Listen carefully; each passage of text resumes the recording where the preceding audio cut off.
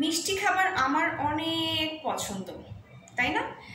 কিন্তু আজকাল তো এই হোয়াইট সুগারকে মানুষ ভিলেন বানিয়ে দিয়েছে এবং বলা হচ্ছে এর সাবস্টিটিউট বা বিকল্প হিসাবে আপনি গুড়, মধু, তাল মিশ্রি অথবা হচ্ছে যে খেজুরের যে চিনি, ব্রাউন সুগার, এগুলো ব্যবহার করতে পারেন। কিন্তু একটা কথা আমি আপনাকে মনে করিয়ে দিই, সেটা হচ্ছে চিনি যেই সোর্স থেকেই আসুক না কেন, চিনি আপনার পেটের মধ্যে হজম হয়ে কিন্তু গ্লুকোজে রূপান্তরিত হয়। এবং আপনার পেটে দুই ধরনের ব্যাকটেরিয়া থাকে, একটা হচ্ছে গুড ব্যাকটেরিয়া আর একটা ব্যাড ব্যাকটেরিয়া। এবং এইসব ব্যাড ব্যাকটেরিয়ার প্রধান খাবার হলো চিনি। তাকে আপনি যত চিনি দিবেন তত সে পরিমাণে বাড়বে এবং আপনার এই মিষ্টির ক্রেভিংটা আরও বেশি বাড়বে। এবং মিষ্টির যত ক্রেভিং বাড়বে আপনি আপনার অন্যান্য হেলথ ইস্যুসগুলোকে আসলে ইনভাইট করে নিয়ে আসছেন।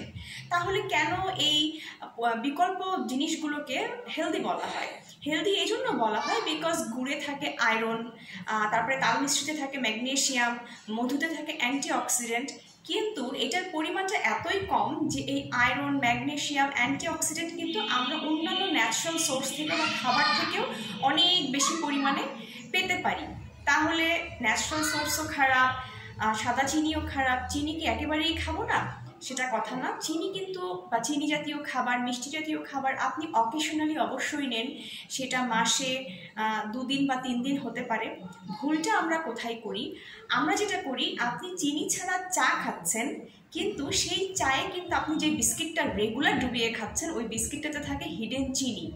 সো আপনি হোয়াইট সুগার আপনার জন্য খারাপ না, কিন্তু রেগুলার বেসিসে আপনি অনেক ধরনের হিডেন সুগার নিয়ে ফেলছেন, যেটা হয়তো অনেক প্রসেস ফুড থেকে আসছে।